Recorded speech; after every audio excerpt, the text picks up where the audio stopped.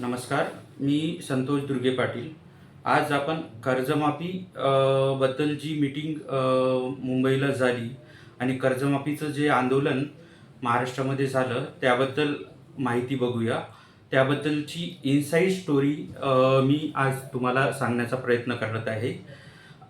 नेमकं काय झालंय की महाराष्ट्रामध्ये शेतकरी आंदोलन उभं राहिलं आणि ते एक अभूतपूर्व असं शेतकरी आंदोलन होतं, ज्यामध्ये सर्व संघटना, सर्व नेते एकत्र आले. हे नेते जे आहेत ते आपापल्या भागामध्ये कार्य करणारे होते.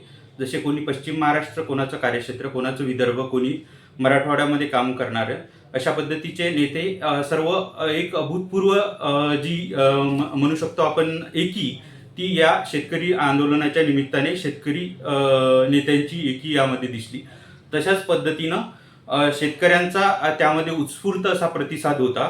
लोकांनी पूर्ण ताकदीने हे आंदोलन शेतकऱ्यांनी उभं केलं होतं.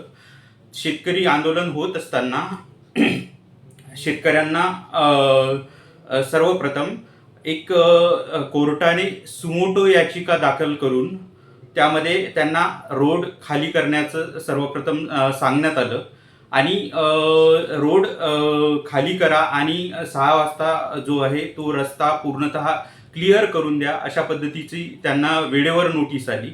आणि त्यानंतर सरकारमधील 2 मंत्र्यांनी त्यांच्याशी चर्चा केली आणि सर्व शेतकऱ्यांची ही भूमिका होती की आम्ही जेलात सुद्धा जायला तयार आहे आणि जेलात जेलभरो आंदोलनाची तयारी अशा पद्धतीनं शेतकऱ्यांनी केल्यानंतर एक सरकारने जे 2 मंत्र्यांचं शिष्टमंडळ पाठवलं होतं, त्यांनी शेतकरी नेत्यांना एक निमंत्रण मुंबईमधील बैठकीचं तिथे दिलं आणि शेतकरी नेते त्यावर म्हणजे त्यांनी होकार कळवला आणि त्यानंतर शेतकरी नेते मुंबईला गेले. आणि नेमकं काय झालंय की शेतकरी नेते तिथं गेल्यानंतर माननीय मुख्यमंत्री साहेबांनी त्यांना काही वेळ 1-1.5 तास त्यांना तसंच ताटकळत ठेवत त्यांनी वेगळी एक मीटिंग त्यांच्या अधिकाऱ्यांसोबत लावली आणि त्यामध्ये सध्याची आर्थिक स्थिती, राज्याची आर्थिक स्थिती, त्यानंतर त्यामध्ये काय आपण करू शकतो याबद्दल त्यांनी एक ती मीटिंग बोलावली होती. त्यानंतर शेतकरी नेत्यांची मीटिंग झाली आणि मीटिंग झाल्यानंतर सरकार हे म्हणत होतं की जी आर्थिक स्थिती आहे राज्याची, ती अत्यंत म्हणजे दयनीय आहे आणि सरकार कर्जमाफी करू शकत नाही, अशा पद्धतीचा सूर सरकारच्या वतीने तिथे आवळण्यात आला. पण शेतकरी नेत्यांनी आपली जी भूमिका आहे ती ठामपणे तिथे मांडून त्यांनी सरकारला एक म्हणजे तारीख देण्यासाठी एक प्रकारे बाध्य केलं आणि त्यामध्ये खूप सारी खळाजंगी तिथे झालेली आहे शेतकरी नेत्यामध्ये आणि सरकारमध्ये. जी सरकार त्यांची बाजू तिथे मांडत होतं की आधीच जो अर्थसंकल्पामध्ये जो तुटीचा अर्थसंकल्प सादर केला गेला आहे, त्या तुटीच्या अर्थसंकल्पामुळे राज्याची परिस्थिती सध्या कर्जमाफी करण्याची नाही आहे, अशा पद्धतीनं तिथे सरकारने त्यांची बाजू मांडली. आणि शेतकरी नेत्यांनी अजित नवले असतील, रविकांतजी तुपकर असतील, त्याच्यानंतर बच्चूभाऊ कडू यांनी सरकारला जी आहे ती तुम्ही एक तारीख सांगा नेमकी की तुम्ही कर्जमाफी कधी करणार आहे. म्हणजे 7/12 करण्याचं आश्वासन जे सरकारने तिथे म्हणजे आपल्या निवडणुकीपूर्वी दिलं होतं, त्या आश्वासनाची त्यांना तिथे जाणीव करून दिली आणि त्यांना सांगितलं की तुम्ही जे निवडणूक केंद्री ज्या योजना आहेत त्यांच्यामुळे सरकारी तिजोरीवर भार पडलेला आहे आणि त्या बाबतीत तुम्ही ज्या आता जे येणारा अर्थसंकल्प आहे त्याच्यामध्ये तुम्ही तरतूद करून याच्यामध्ये कर्जमाफी देऊ शकता, अशा पद्धतीचं तिथे एक निर्णय त्यांनी 30 जूनचा तिथे देण्यात आला.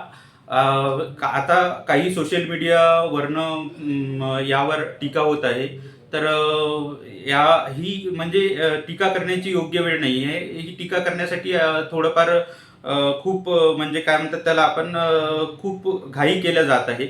ॲक्च्युअलमध्ये जी कर्ज शेतकरी भरतो तो मार्चमध्ये भरतो. मार्चमध्ये जी हे असते कर्जाचं वाटप करण्यात येतं, कर्ज भरण्यात येतं शेतकऱ्यांकडनं आणि त्यानंतर त्यांना वाटप करण्यात येतं.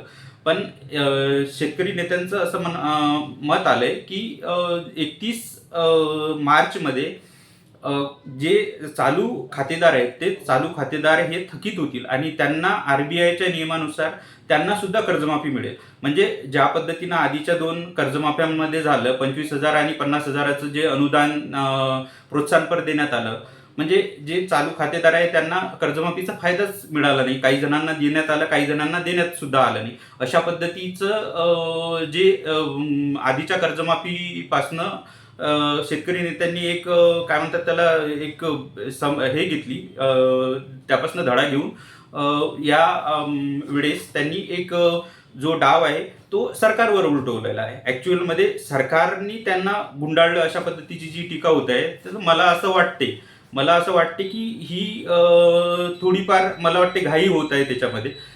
जी एक तारीख सरकारने दिलेली आहे त्या तारखेची डेडलाईन दिल्यामुळे एक कर्जमाफीला तारीख मिळालेली आहे. ॲक्च्युली आतापर्यंत सरकार सांगत होतं म्हणजे की आम्ही योग्य वेळ आल्यावर करू.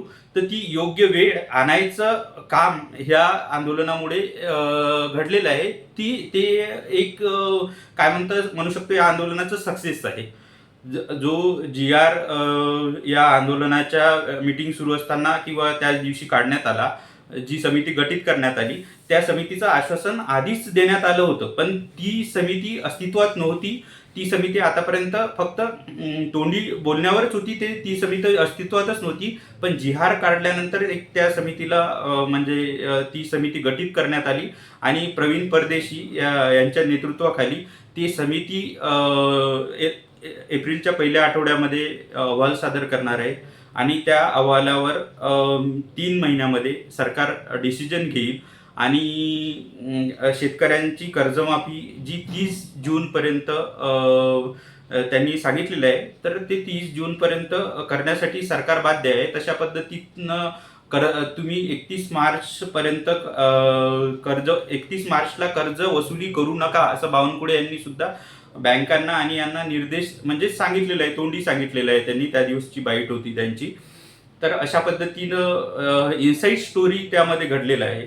तर आज त्यानंतर माननीय अजित पवार यांनी टीका केली आहे की कर्जमाफीची एक सवय लागलेली आहे. बारामती येथे बोलताना त्यांनी सांगितलं की 0% व्याजदरावर तुम्हाला कर्ज देत असताना तुम्ही त्याची परतफेड करायला पाहिजे. पण माननीय अजितदादांना मी या माध्यमातून सांगतो की जे चुकीचे धोरणं सरकार राबवत आहे, जी चुकीचे आयात निर्यात धोरणं राबवते, त्याच्यामुळे शेतमालाचे भाव पडलेले आहेत. जसे कापसावर आयात शुल्क हटविल्यामुळे कापसाचे भाव पडलेले आहे.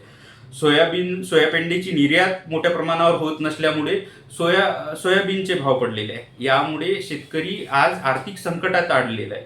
ही चुकीची धोरणं, आवश्यक वस्तूचा जो कायदा आहे त्याच्यामुळे जे शेतमालाचे भाव आहे ते पडण्याचे काम होत आहे. म्हणजे अशा पद्धतीची चुकीचे धोरणं जे राबवत आहेत तर त्यामुळे शेतकऱ्यांची एक प्रकारे लूट सरकारने आतापर्यंत केलेली आहे. त्या लुटीमुळेच हजारो शेतकऱ्यांच्या आत्महत्या या महाराष्ट्रामध्ये झालेल्या आहे.